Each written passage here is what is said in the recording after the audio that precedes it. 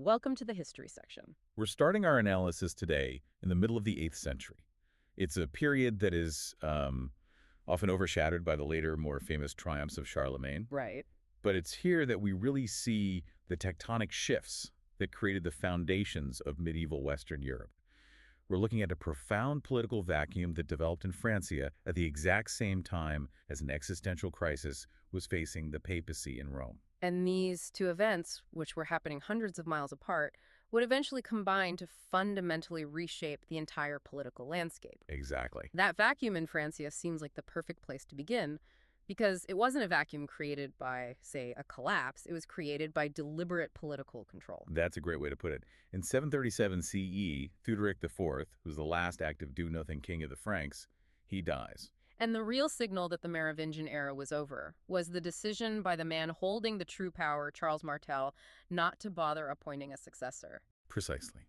The royal title had been hollowed out over generations. It was reduced to a mere legal formality, maintained by a figurehead with long sacred hair. That was the traditional source of Merovingian ritual power. So by 737, Charles Martel, the mayor of the palace, he realizes the whole facade isn't just unnecessary, but maybe even strategically cumbersome. He did. He held a far more substantial title, Duxque Princeps, Francorum the Duke, and Prince of the Franks. That specific title, Dixit Princeps, that's vital to understanding this shift in legitimacy, isn't it? It's not just an administrative title. It carried enormous military and political weight. It did. The term princeps was a deliberate echo of the old Roman imperial structure. It suggested a leader of the state, a commander-in-chief, not merely some high-ranking court official. So Martel isn't claiming kingship. He's claiming the practical sovereignty of the Frankish state. And by leaving the throne vacant for 7 consecutive years, he was issuing a very undeniable political declaration to every nobleman in the kingdom. That the practical center of all royal authority, all administration, military command, patronage, it had entirely shifted. It resided not in the Merovingian bloodline, but in the Carolingian family's proven capacity for governance and military victory. The kings were ghosts, and Martel was, for all intents and purposes, the sovereign. And this intentional power consolidation in the north, it coincides almost immediately with a serious escalating crisis for the papacy in central Italy. Yes, by 738, Pope Gregory III was facing a disparate military and political situation. He was cut off from the only official protector he had, the Byzantine emperor in Constantinople. The geographical distance and the growing ideological rift between Rome and Constantinople, especially over iconoclasm, it had really created an opportunity for the Pope's local enemy, hadn't it? The Lombard kingdom. The immediate conflict was with their powerful and long-reigning king, Liutprand, who had ruled for an impressive 32 years. Could you walk us through the specific trigger for that crisis in 738? I understand it wasn't a grand invasion, but something more like a local squabble that escalated. It was. It started with a rebellion within Liutprand's own kingdom. The Duke of Spoleto defied Liutprand's authority, and, fearing retribution, he fled directly to Rome, seeking sanctuary with the Pope. And Pope Gregory III, perhaps trying to assert the growing influence of his see, refused to hand the Duke over. Which Liutprand saw not as a theological issue, but as a direct challenge to his temporal sovereignty in Italy. He retaliated immediately by seizing substantial parts of the newly emerging papal state. So we have the Lombards aggressively seizing land, and at the same time, the Byzantine Empire is in rapid withdrawal. Ravenna, the seat of Byzantine administration in Italy, had recently fallen. So Pope Gregory III was trapped. He was surrounded by hostile Lombards and completely isolated from the east. He had one last-ditch option. And that was the burgeoning power of the Frankish mayor of the palace, Charles Martel. The message Gregory III sent to Martel is one of the most significant documents in early medieval diplomatic history because of the profound spiritual and political exchange it proposes. He wasn't just asking for military supplies. No, not at all. He was offering profound spiritual rewards in exchange for temporal military action. He stated, and the wording here is critical, "In our great affliction, we can now no longer endure the persecution of the Lombards. You, O Son, will receive favor from the same Prince of Apostles here and in the future life, according as you render speedy aid to his church." That is truly powerful theological leverage. He's explicitly promising lasting fame on earth and eternal life in heaven to the Frankish leader who defends Rome. How revolutionary was that concept in 8th century Europe? It was a massive conceptual leap. We're Yeah. seeing here the first clear articulation of a transactional theology of salvation, where armed service on behalf of the church is considered redemptive. Something that would become central to the later Crusades. Absolutely. But for Martel in 738, it was primarily rhetoric. The research indicates Martel sent a present back to Gregory, a diplomatic courtesy, but he flatly declined to intervene militarily. His refusal reveals a geopolitical pragmatism that completely ignored the spiritual appeal. So why didn't the eternal reward sway the man known as the most prominent Christian warrior in the West? What was the military reality on the ground that outweighed such profound spiritual promises? Martel's power was built on successful warfare, yes, but also on stability. He and Liutprand had recently fought alongside one another, particularly against the Muslims in Provence, Ah, so they were allies. or at least had been. Martel recognized that the Lombard kingdom was a powerful, established neighbor. Their friendship ensured the security of the southern border. To invade Italy would have required a massive, sustained military commitment hundreds of miles away, It would have destabilized all of Italy. and created a hostile relationship with the most powerful military on his southern flank. For Martel, the military and political security he gained from keeping Liutprand as a neutral or friendly power far outweighed the abstract promise of redemptive rhetoric. He played the long political game, not the spiritual one. But the structural shift that was taking place in Europe didn't ultimately depend on either man changing his mind, but on, well, biological reality. This convergence of deaths between 741 and 744 is an almost cinematic pivot point in history. Charles Martel and Pope Gregory III both died in 741. And then Lightbrand, the powerful Lombard king, he died in 744. After his 32-year reign, while the specific crisis of 738 was resolved by their passing, this moment crystallized a massive, irreversible structural weakness for Rome. So how did these deaths fundamentally change the calculus for the subsequent popes? With Liutprand gone, the stable, if sometimes antagonistic, regional power was replaced by a series of less predictable, more aggressive successors.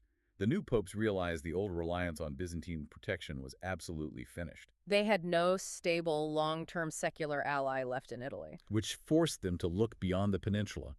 This seemingly minor political Tangleducan rebellion, or refusal of aid, it had revealed that the bishops of Rome were truly on their own. The very survival of the papacy now depended on forging a lasting ironclad alliance with an independent Western power. And the Franks, though they had initially refused, remained the only viable option. The end of Byzantine government on the peninsula just solidified this necessity. In 751, the new, aggressive Lombard king Aistulf captured Ravenna, the old exarchate capital. Taking the last Byzantine exarch captive. That was truly the final nail in the coffin. Aistulf's capture of Ravenna meant that Constantinople no longer had any representative authority or contiguous territory in central or northern Italy. A few cities like Venice might have remained nominally loyal, but that was it. In practical terms, the Byzantine government vanished from the peninsula. This left the Pope completely isolated, surrounded by a consolidated and increasingly hostile Lombard kingdom. The vacuum in Italy had become complete, setting the stage for the dramatic, mutually beneficial political trade that would define the Carolingian dynasty. And this vacuum brings us directly to Pippin the Younger, who, unlike his father Charles Martel, was willing to trade Frankish military protection for the church's essential sanction. The transition began after Martel's death, with his sons, Carloman and Pippin, inheriting their father's mantle as mayors of the palace. They initially maintained the facade. They briefly installed a king, Childeric III, on the throne to occupy the vacancy.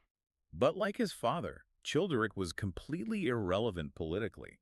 He was a puppet whose only function was to wear the sacred insignia, while the Carolingian brothers held all the real power. What's remarkable is that the eventual consolidation of power didn't come through civil conflict, which was so common, but through a profound personal choice made by Carloman in 747. Carloman decided to withdraw from secular life and become a monk. He was only 40, a seasoned ruler, and the sources record this as a genuine spiritual awakening, motivated by a burning for the contemplative life. He left his family under Pippin's care and journeyed to Rome.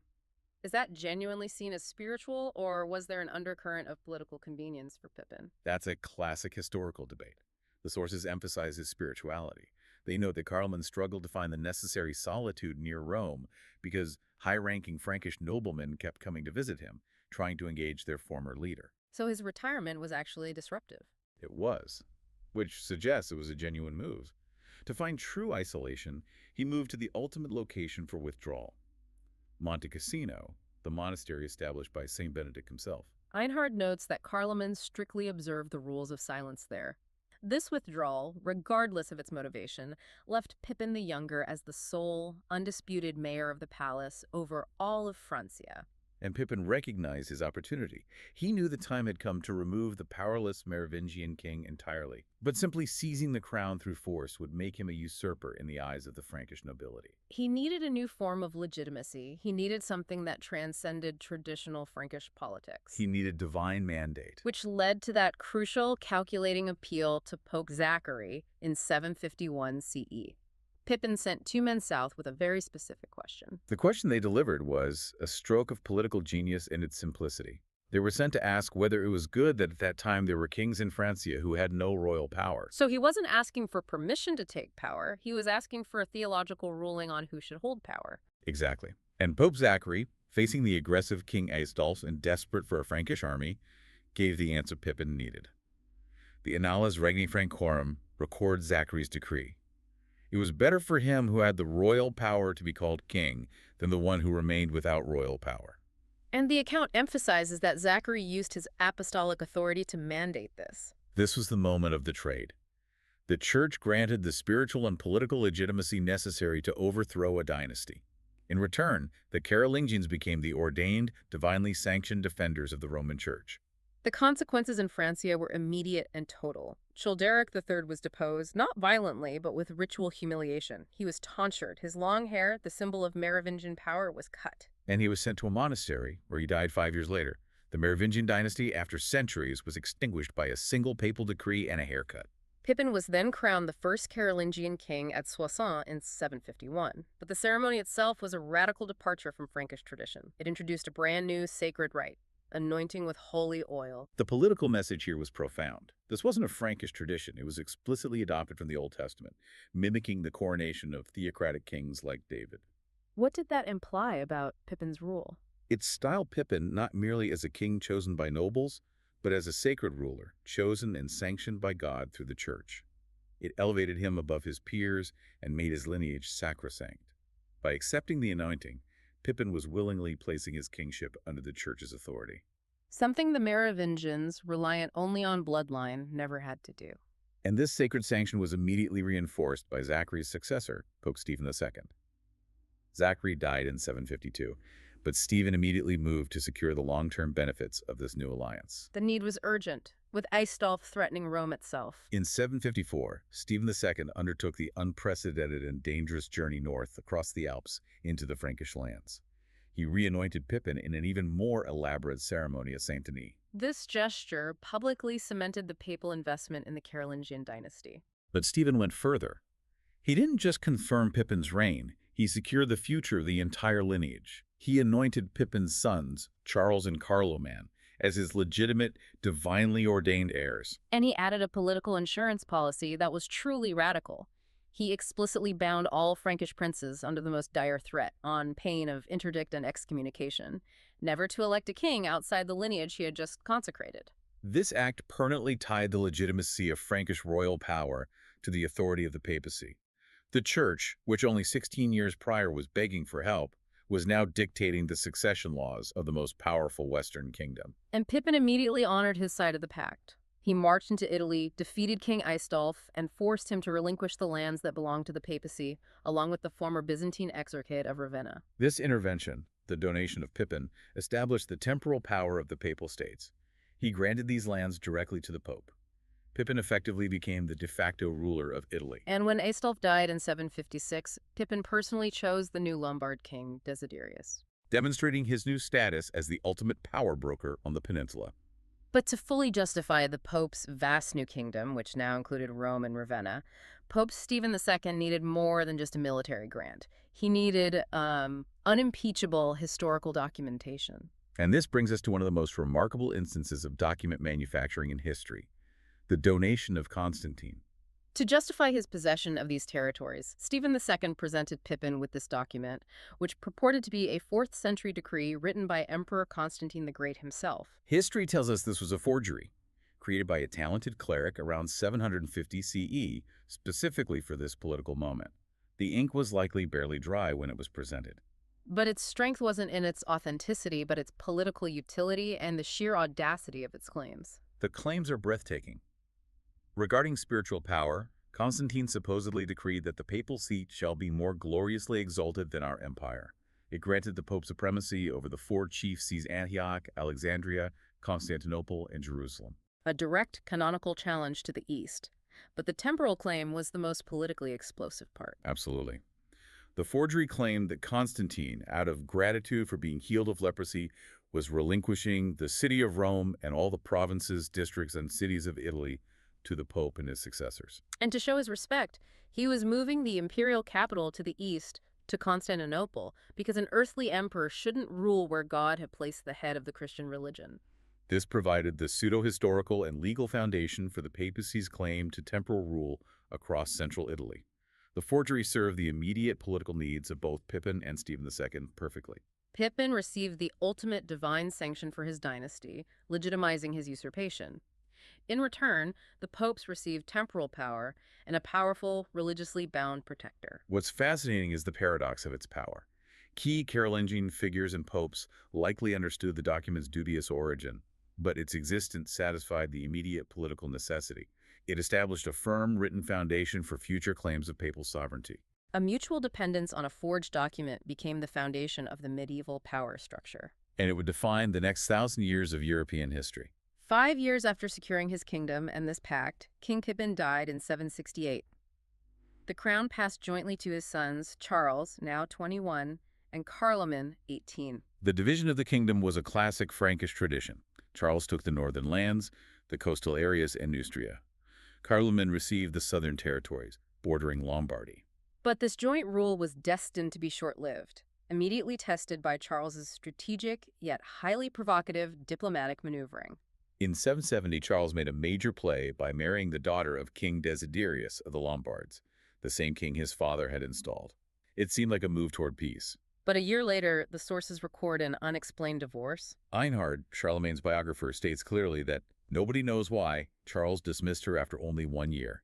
Given the geopolitics, the only certainty is that the act was highly destabilizing. It publicly insulted the most powerful remaining Italian sovereign. Charles quickly remarried, choosing a 13-year-old Alemanni girl named Hildegard. This was clearly calculated. It was. The Alemanni lived in the volatile eastern region of the Frankish lands. Marrying Hildegard was a strategic move to solidify internal loyalty on this frontier. But the sheer effrontery of divorcing Desiderius' daughter naturally infuriated the Lombard king, Turning him from a potential ally into a vengeful enemy. who immediately began plotting against Charles. Desiderius proposed an alliance to Carloman, hoping to destabilize Charles's portion of the kingdom. But fate intervened once again. In 771, just as the Lombard plot was solidifying, Carloman died. This removed Charles's only internal political rival and instantly made him the sole monarch of all the Frankish lands. Now, unconstrained, Charles, soon to be known as Charlemagne, was free to address the external threats and, more importantly, to begin a period of intense military expansion. His first major campaign began in 772, targeting the Saxons, located just across the Rhine. He saw the wealthy, disunited Saxon tribes as a perfect opportunity for conquest, resource extraction, and conversion. Charlemagne saw this campaign not merely as territorial acquisition, but as a deeply theological mission. He intended to demonstrate that the god of the Franks was superior to the Saxon deities. To achieve this, he pushed deep into the Teutoburg forest and ordered the destruction of the Irminsul. The Irminsul was the most sacred shrine of the Saxons. Can you describe its significance and the political message Charlemagne was sending by destroying it? It was typically represented as a great wooden pillar, believed to symbolize the sacred axis mundi, the world tree supporting the heavens. Destroying it was an act of profound spiritual warfare. He wanted to shatter their collective faith and show that the God-appointed Christian king dominated not only the Saxon people, but their very cosmology. But this aggressive theological act proved to be a major political miscalculation, with massive long-term consequences. In what way? While the Saxons lacked political unity for a coordinated defense, they shared a common religious belief. The violent desecration of the Irminsul was viewed as an unforgivable act of sacrilege. It was not forgotten. It fueled bitter and sustained resistance for the next 3 decades. Exactly, under leaders like Widukind. The destruction inadvertently gave the disparate Saxon tribes a common, powerful rallying cry turning what Charlemagne had hoped would be a quick conquest into a protracted, exhausting, and bloody war of attrition. Leaving the northern frontier unstable, Charles quickly turned his attention south in 773 to the immediate source of his political trouble, the Lombards and King Desiderius. This was more than just a punitive expedition. It was about seizing control of the entire Italian peninsula and eliminating a sovereign rival. Charlemagne crossed the Alps with two armies, circumventing the Lombard defenses, and pushed Desiderius back into his capital, Pavia, And he laid siege to the city. knowing that controlling the capital meant controlling the kingdom. But Pavia was a strong city, and Desiderius was a seasoned ruler. How long did the siege last? Nearly a year, an arduous process that demanded immense patience and logistical planning. The duration demonstrates that the Lombard kingdom was resilient and well fortified. The siege only ended when Desiderius was completely worn down by starvation and demoralization, finally surrendering in 774. And the outcome was definitive. Desiderius was imprisoned in a northern Francia monastery. His son fled to Constantinople. This strategic victory eliminated the entire Lombard ruling class in Italy, establishing Charlemagne as the sole power south of the Alps. In 774, Charles, now just 27, claimed the traditional Iron Crown of the Lombards. The crown famous for the belief that the iron band inside was beaten from a nail of Christ's cross. Giving it immense spiritual, historical, and political weight. This conquest was Charlemagne's first great empire-expanding victory. It was this victory that truly earned him the epithet Charlemagne, Charles the Great. Exalted by these massive successes, Charlemagne then turned his gaze southwest in 778, the Iberian Peninsula, which was largely under the control of the Umayyad Emirate of Al-Andalus. This decision was highly opportunistic and, in retrospect, overconfident. He was invited into the region by internal political dynamics within the emirate. Right. Abd ar-Rahman's Umayyad rule in Cordoba wasn't universally accepted. Correct. A group of dissidents in the northeast, led by Suleiman al-Arabi, saw Charlemagne as a powerful tool to advance their own agenda. They invited him to intervene and promised him critical assistance. The military promise was incredibly enticing. The dissidents guaranteed that the strategically vital city of Zaragoza would open its gates to him, providing a secure base of operations. The ensuing expedition, however, ended in an absolute political and military failure, a major miscalculation for Charlemagne.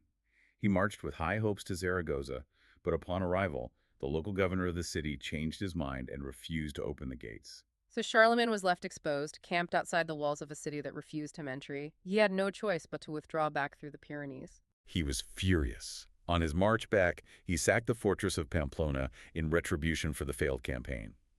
This act, meant to punish the region, was the defining error of the entire expedition. Why was sacking Pamplona such a catastrophic mistake?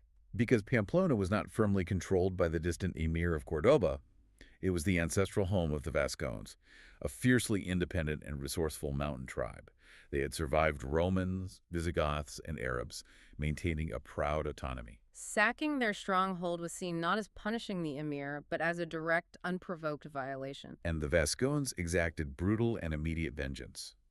As Charlemagne's large, heavily burdened army passed through the narrow mountain passes, they launched a devastating ambush on the tail end of the Frankish column. At the pass of Roncesvalles. They waited for the most vulnerable part, the baggage train and the rear guard.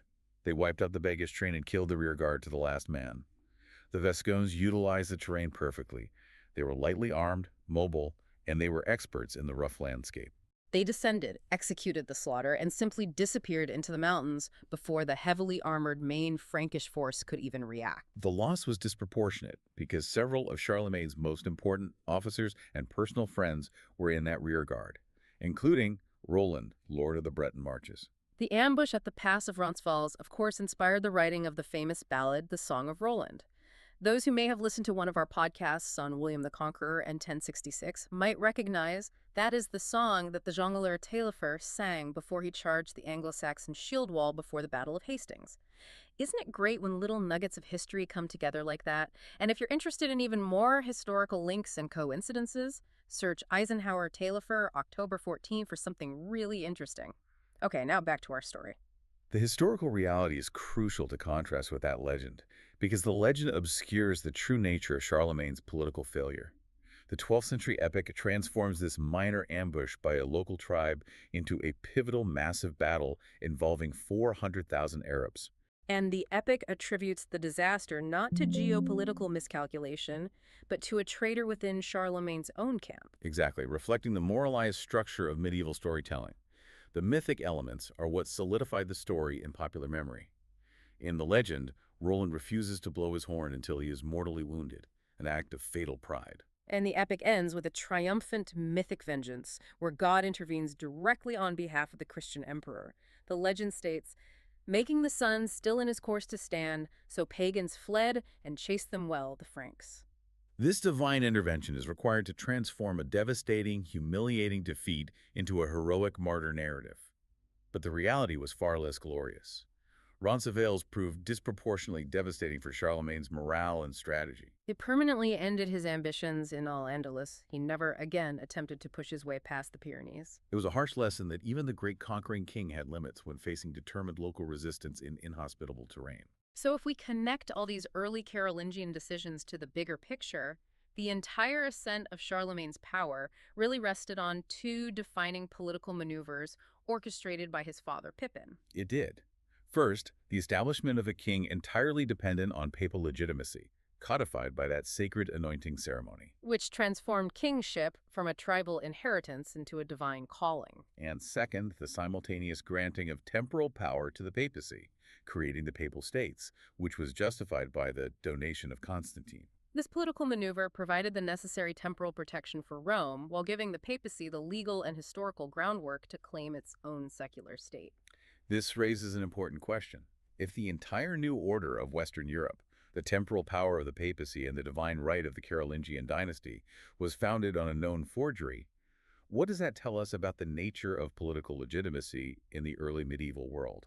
The immediate legacy is that this maneuver fundamentally redefined the relationship between church and state for centuries. By accepting the donation, Pippin acknowledged that the Pope could wield secular authority granted by an emperor, implicitly granting the Pope a quasi-imperial authority in Italy. And by granting the Pope spiritual sanction, the Pope ensured that all future European kings would require papal approval to be truly legitimate. The church became not just a spiritual guide, but an active political player wielding both spiritual weapons and temporal territory.